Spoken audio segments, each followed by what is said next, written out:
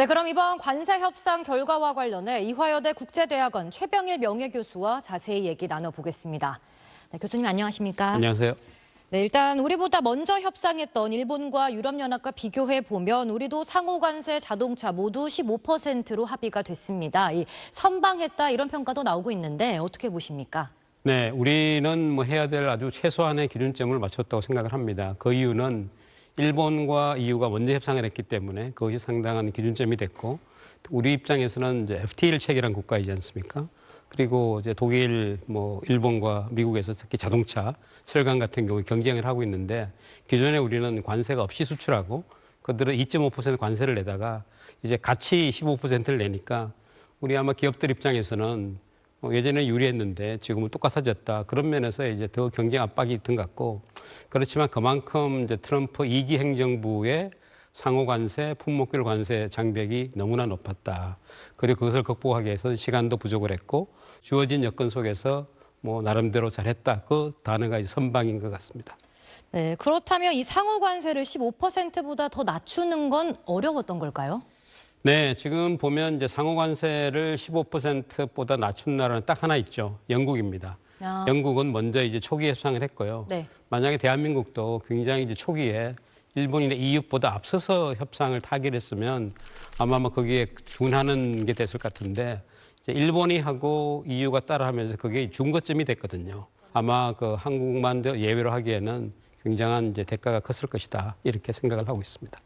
네, 교수님 그리고 이 민감한 사안이기도 했던 이 농산물 시장 개방에서 트럼프 대통령은 완전 개방이다. 우리 정부는 추가 개방 없고 그 외의 부분도 논의된 게 없다 이렇게 말을 했는데 이렇게 다른 해석이 나오는 이유가 뭘까요? 네, 보통 이제 통상협상에서는 중요한 것은 문서화를 하죠. 그리고 서명을 해서 서로 확인을 하는데 네. 지금 이제 굉장히 긴박하게 진행되고 또 트럼프 대통령과의 면담도 전혀 예고 없이 진행이 되고 그러다 보니까 아마 이 분야가 명확하게 안 됐을 가능성도 있고, 그래서 트럼프 대통령은 이제 본인의 생각대로 이야기했을 것 같고, 우리는 대통령실에서 브리핑을 한 대로 네. 아마 합의가 없다고 하니까 합의가 없다고 생각해야 될 것 같은데, 2주 정도 시간 내에 이제 한미 정상회담이 열리니까 아마 그냥 그 과정에서 이런 것들이 다시 논의가 되지 않을까, 그렇게 생각하는 게 합리적일 것 같습니다. 이 철강에 대한 품목별 관세는 다른 나라와 마찬가지로 50%인데 이 부분은 앞으로도 협상의 여지는 없는 건가요? 아니요, 협상에서 여지가 없다는 건 없죠. 모든 것이 다 협상 테이블에 올려야 되는데 50%를 내리기 위해서 그럼 우리는 뭘 할 수 있을 것인가. 철강 관세는 트럼프 대통령이 굉장히 강조하는 것이 25% 품목 관세로 시작을 했고 50%를 올린 거지 않습니까? 그렇죠. 그런 과정을 우리가 집요하게 뚫고 들어가고 또 FTA 체결국이라는 거, 또 우리가 이제 미국에 굉장히 많은 부분 투자하기로 한 걸 하면은 이런 것들도 아마 좀 시간이 주어지고 하면은 논의의 테이블에 올릴 수 있겠다. 이번 이제 트럼프 대통령과 이른바 딜이라고 하는 거는 네. 1단계 관문이 지나고 2단계로 가는 길이 열렸다. 그리고 거기서는 많은 것들이 가능하다. 그 이야기는 우리에게도 기회가 있지만 미국에게도 또 다른 기회가 있을 것이다. 이렇게 생각을 합니다. 네, 그런데 교수님 그동안 미국이 비관세 장벽으로 지적하면서 압박했던 온라인 플랫폼법 등의 문제는 이 최종 테이블에 이번에 올라가지 않았는데요.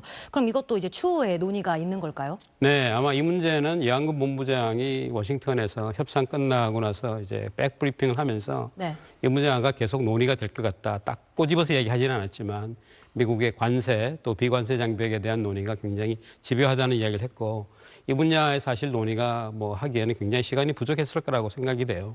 네, 이번 협상 과정에서 이 자유무역 협정 FTA 틀에 대해서 트럼프 행정부가 굉장히 부정적인 생각을 갖고 있다는 걸 이제 우리 협상단이 느꼈다 이렇게 말했는데, 그렇다면 이 한미 FTA는 앞으로 어떻게 되는 겁니까? 네, 이 대목이 굉장히 어려운 대목인데요. 사실 이제 트럼프 대통령은 FTA를 체결한 캐나다, 멕시코, 또 대한민국 이들 국가에 대해서 특별히 특혜를 줄 생각이 없었고, 그리고 처음부터 아주 굉장히 공세적으로 나왔어요.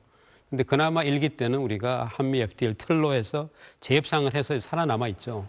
그런데 이번에는 상호 관세를 다른 국가하고 똑같이 심지어는 더 많이 한다는 것은 FTA 상대국에 대한 아무런 배려가 없는 것이거든요. 그렇죠. 지금 이제 이 한미 FTA가 거의 이제 무용지물이 된 상태, 이건 현실이고요. 한미 FTA 무용론이냐, 그럼 폐기를 해야 되느냐, 여기에 대한 굉장히 법리적인 논의, 정치적 논의가 있지만 중요한 것은 새로운 뉴노멀에 우리가 살아남기 위해서는 부단한 혁신 그리고 앞으로 전진해야 되겠다는 생각이 듭니다.